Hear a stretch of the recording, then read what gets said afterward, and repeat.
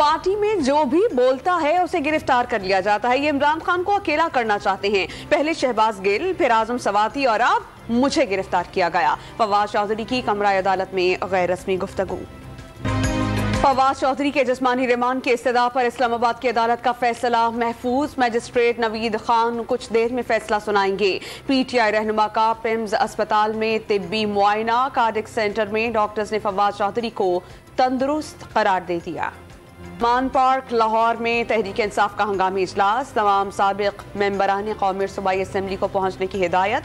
परवेज खटक, उमर सरफराज चीमा, मियां असलम इकबाल, हुमायूं अख्तर समेत मुतअद्दिद रहनुमा इमरान खान की रिहाइश गाह पहुंच गए। पाकिस्तान सुपर लीग सीजन 8 की सप्लीमेंट्री और रिप्लेसमेंट ड्राफ्टिंग खत्म। कई गैर मुल्की और कौमी क्रिकेटर्स PSL 8 का हिस्सा बन गए। क्रिकेट बोर्ड की नई मैनेजमेंट कमेटी ने PSL 8 का स्लोगन तब्दील कर दिया। नया स्लोगन सब सितारे हमारे रख दिया गया।